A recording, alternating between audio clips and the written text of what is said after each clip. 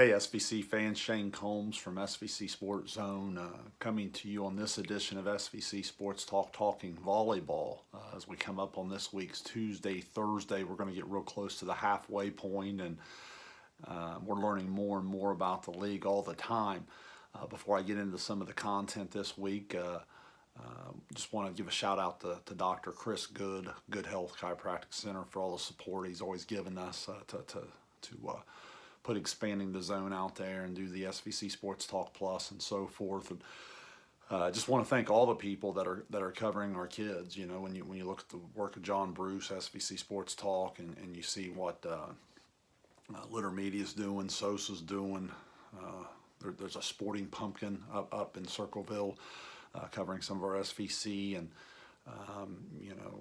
incredible piece by Sosa there on Coach Coker of Southeastern. That was awesome, and our thoughts and prayers continue to go to her and Alan, and just a lot of cool stuff out there covering our kids in our area and in the overall league. So again, thank you to everybody who does that. I know when I think back to SVCSportsZone.com starting 15 years ago or so, and going at it for more than a decade, that was always the goal, is to keep the coverage local, keep the coverage in the SVC, and that just means a lot to me, and I know it means a lot to our league.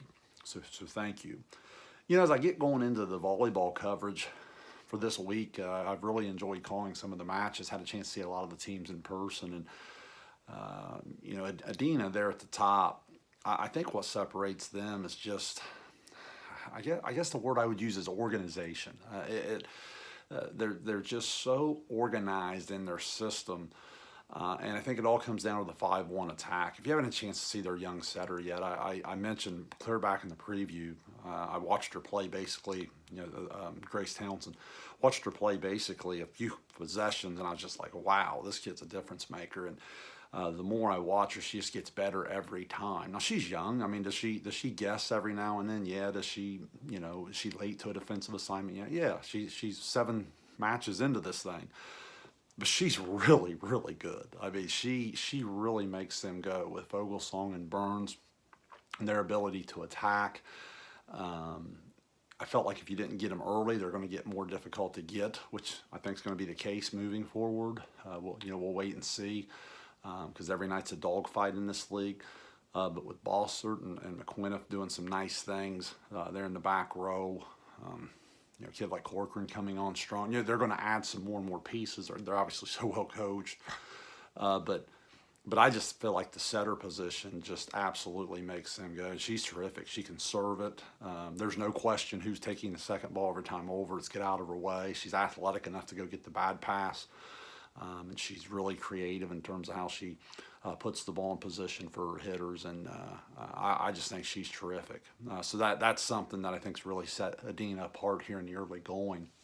And then as you move down, obviously the two opponents of Adena this past week, very, very good volleyball teams, Uniota and Zane Trace. I'll start with Zane Trace. I had a chance to see Zane Trace twice this past week. I called one of their games and just watched the other, but obviously Scott's terrific, and they've moved McCullough to the libero position. I certainly understand the coaching move with Coach Davis's decision there. Felt like they needed to clean the defense up, and man, Gracie was incredible in that Adena match the other night. I never did see the total. It had to be close to 40 digs. She was unbelievable in her effort. But it does leave a little bit of a gap that I'm noticing a little bit in the Zane Trace offense. May and Barry will do some of the setting there and do a real nice job. And then obviously, like I said, Scott's terrific. Across the front row, she's amazing. With Farley and Hettinger and so forth in the middle, there's some size there. Detillion on the outside, Laney Scott on the outside. It's just, there's a little bit of a gap there offensively that they're feeling a little bit when McCullough comes out of the overall rotation, all-around rotation, it comes to the libero spot. So that's something against the more elite opponents that maybe I think they'll get stronger and stronger as some of those kids take on bigger roles. The other night they got flipped in a rotation a little bit there at the beginning. I think they were down 10-3, I think it was, before Scott even got to the front row in the first set. So there's some things there I'm sure they'll look at, and they'll be fine. Zane Trace is really, really good. So I don't think they're out of it at all. The other team that's caught a lot of attention in the early going, and rightfully so, is Uniota. They're a team that I feel like I had them pegged pretty well at the beginning of the year. I told some volleyball people and talking to them, pretty much about a week and a half, 2 weeks ago, that I thought Uniota had everything they would ever need to go get Adena or Zane Trace on a given night, but I also felt like they had some holes that someone could step up and get them. And I think that's where they're still finding themselves a little bit. You've watched them take Adena all the way to the brink. You've watched them, preview or not, go toe-to-toe with Zane Trace, but you've also watched Westfall take them 5. You've also watched Paint Valley take them 4 and had an opportunity early in the 4th set to get control of that thing. Huntington taking them 4 and so forth. So I think Uniota is a team that's still developing some chemistry and so forth. They're really doing a nice job defensively. If you haven't had a chance to see Coleman in the back row, she does a real nice job. They have great size at the net with their blocking. That's going to improve. Pretty solid setter play. So all around, pretty good volleyball team. That Uniota Zane Trace match that'll be coming up here toward the end of the first round, that'll obviously be a real important one, because with Adena undefeated at this point, every other team has 2 losses other than Uniota and Zane Trace. So that becomes real difficult if you fall behind more than that 1 game going into the second half. So that's something to keep your eye on. As we move down the standings, Huntington's a team that really jumps out at a lot of people. I've had a lot of people talking to me about Huntington. I think we had what I refer to as a preview overreaction. Huntington, if we're just being honest, Huntington just didn't look very good at the preview. And I think people came away with some ideas of who they were going to be, and I think that as they got into the regular season and got into system and so forth, they're not the biggest team, but they certainly do have some kids. Carol, for the first time in her high school career, seems to be healthy and playing really well. Henshaw brings them a ton of experience. Hirsch, they're using the 2-setter system. Baker's a solid kid, so with Steele and McCloskey there. They do a nice job. They've certainly been a team that has proven to hold serve against some of these teams in the middle to bottom of the standings, and moving forward, we'll see if they can continue to do that. But they certainly have been a nice team.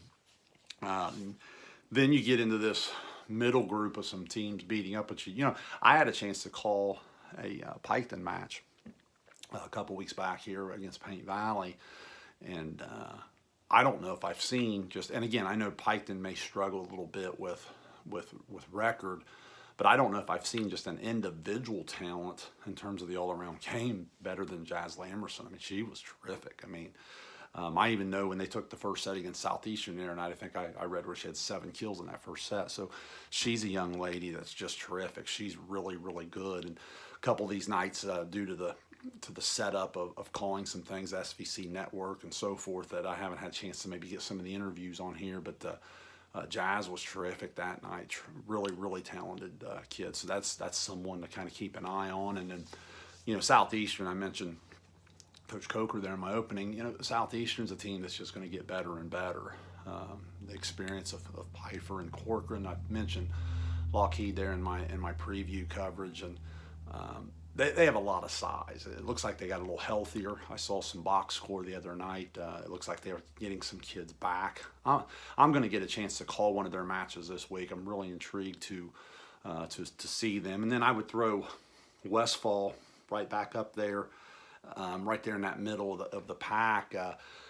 They certainly have gone toe-to-toe with some teams. I mentioned Uniota and so forth. So, Westfall's a team, too, that I'm going to get a chance to see here real soon in person again. And I'm anxious to do that because in watching some of the video and so forth, I see some things I really like there. They're right on the verge of pushing some of these teams into some situations. Easily could have won that Uniota match. The one that jumps out at me, but then they maybe let a couple get away from them here that they probably wish they could have back. And then as I talk about Paint Valley, with Paint Valley, I've watched them play one match where I just felt like that wasn't who they are or the best they can be. You eliminate that one match, and this is a team that it's there. I mean, they've taken Vinton County 5. Like I said, they had Uniota into a 4-set the other night, a very winnable 4-set. They had Westfall into a 4-set, lost 25-23.